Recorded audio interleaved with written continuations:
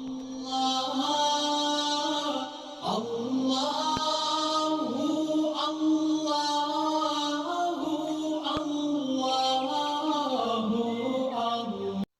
اللہ الرحمن الرحیم۔ السلام علیکم ورحمۃ اللہ وبرکاتہ۔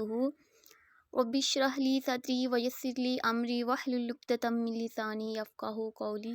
رب زدنی علما رب زدنی علما، اللہم فقہنا فی الدین، آمین یا رب العالمین۔ معزز صارفین، آج کی اس ویڈیو میں ہم حضرت زینب بنت جحش کی سیرت و حیات پر روشنی ڈالیں گے۔ اس سے پہلے اگر آپ ہمارے چینل پر نیو ہیں تو ویڈیو کو لائک کر دیں اور چینل کو سبسکرائب کر دیں تاکہ آنے والی ہر نیو ویڈیو کا نوٹیفیکیشن سب سے پہلے آپ تک پہنچے۔ جزاک اللہ خیرا کثیر۔ ام المومنین حضرت زینب بنت جحش، ان کو یہ اعزاز حاصل ہے کہ ان کا نکاح آپ صلی اللہ علیہ وآلہ وسلم کے ساتھ آسمانوں پر پڑھا گیا۔ آپ کی کنیت ام الحکیم تھی اور آپ کا تعلق قریش کے خاندان اسد بن عزیمہ سے تھا۔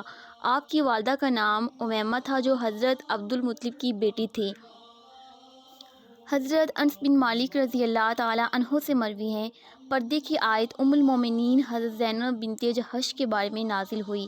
اس روز آپ صلی اللہ علیہ وآلہ وسلم نے روٹی اور گوشت کے ولیمے کی دعوت دی۔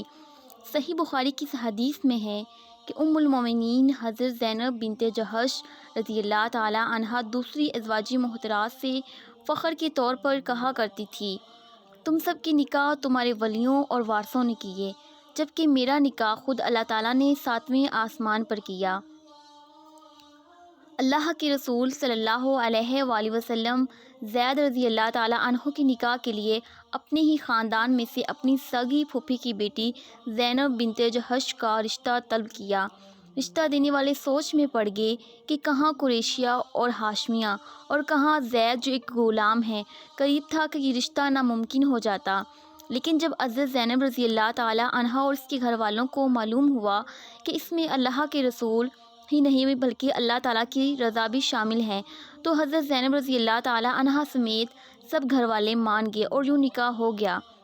یہ رشتہ 1 سال تک برقرار رہا، لیکن اس میں پائیداری نہ آ سکی، اس لیے کہ حضرت عائشہ رضی اللہ تعالی عنہا کے کہنے کے مطابق حضرت زینب رضی اللہ تعالی عنہا بہت خوبصورت تھی، پھر ان کا قبیلہ بھی بڑا اونچا تھا، لہٰذا نباہ نہ ہو سکا۔ آخرکار حضرت زید رضی اللہ تعالی عنہ نے، جو خود بھی بلند مرتبہ بیوی سے دبے دبے رہتے، طلاق دینے کا فیصلہ کر لیا۔ اپنے اس فیصلے پر عمل درآمد کرنے کے لیے انہوں نے اللہ کے رسول صلی اللہ علیہ وآلہ وسلم سے مشورہ کیا۔ آپ صلی اللہ علیہ وآلہ وسلم زید رضی اللہ تعالی عنہ کو منع کرتے تھے کہ ایسا نہ کرو۔ اللہ کے رسول صلی اللہ علیہ وآلہ وسلم کو اپنے رب کی طرف سے اشارہ مل گیا کہ زینب رضی اللہ تعالی عنہا تمہارے نکاح میں آنے والی ہیں۔ اللہ کے رسول صلی اللہ علیہ وآلہ وسلم کو یہ فکر دامنگیر تھی کہ اگر زید رضی اللہ تعالی عنہ نے طلاق دے دی اور مجھے نکاح کرنا پڑا تو لوگ طوفان کھڑا کر دیں گے کہ دیکھو محمد صلی اللہ علیہ وآلہ وسلم نے اپنی متعلقہ بہو سے شادی کر لی ہے۔ ادھر حضرت زید رضی اللہ تعالی عنہ بار بار آپ صلی اللہ علیہ وآلہ وسلم کے سامنے حضرت زینب رضی اللہ تعالی عنہا کے شکوے کرتے، جن میں لا محالہ یہ شکوہ سرفرست تھا کہ حضرت زید رضی اللہ تعالی عنہ کو باحیثیت خاوند وہ احترام نہ مل سکا جو وہ چاہتے تھے۔ شکوہ شکایت پر رسول اللہ صلی اللہ علیہ وآلہ وسلم انہیں صبر کرنے کا کہتے، گزارا کرنے کا مشورہ دیتے اور سمجھاتے، لیکن آخر کب تک؟ آخرکار معاملہ جب بہت بڑھ گیا تو جناب زید رضی اللہ تعالی عنہ نے اللہ کے رسول صلی اللہ علیہ وآلہ وسلم سے مشورہ کے بعد طلاق دے دی، جیسے کہ سورۃ الاحزاب میں ہے، جب زید نے اس عورت سے اپنی غرض پوری کر لی تو ہم نے اسے تیرے نکاح میں دے دیا تاکہ مسلمانوں پر اپنے منہ بھولے بیٹوں کی بیویوں سے نکاح کرنے کے بارے میں کوئی تنگی نہ رہے، اور اللہ کا حکم ہو کر رہنے والا ہے۔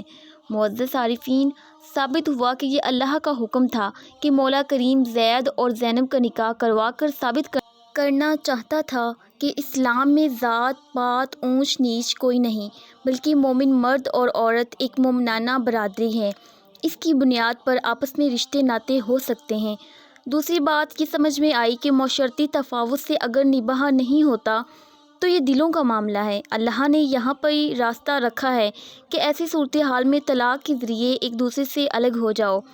تیسری بات یہ کہ منہ بھولا بیٹا حقیقی بیٹے کی طرح نہیں ہوتا، لہٰذا اس وقت کے معاشرے میں اس رسم پر کاری ضرب لگی اور یہ رسم بھی ٹوٹ گئی۔ چوتھی بات یہ کہ حضرت زینب رضی اللہ تعالیٰ عنہا نے جو محض اللہ اور اس کے رسول صلی اللہ علیہ وآلہ وسلم کی رضا کی خاطر اس رشتے کو قبول کیا، تو اب طلاق کے بعد اللہ تعالیٰ انہیں دنیا کا سب سے بہترین خاوند عطا فرمایا۔ جی ہاں معزز عارفین، حضرت زید رضی اللہ تعالیٰ عنہ کے مقام کا بھی اندازہ کرو کہ سارے قرآن میں اللہ کریم نے کسی صحابی کا نام نہیں لیا۔ صحابہ کی فضیلتوں کے اشارے ضرور ہیں لیکن نام نہیں ہے۔ واضح نام صرف ایک ہی شخص کا ہے اور وہ ہے حضرت زید۔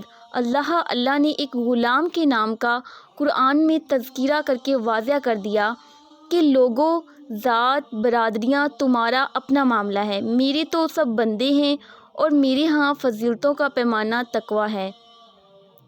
حضرت زینب رضی اللہ تعالی عنہا کی کرامت اور عزت و شرف کا کیا کہنا کہ اللہ کریم نے ان کا نکاح اپنے عرش پر کیا۔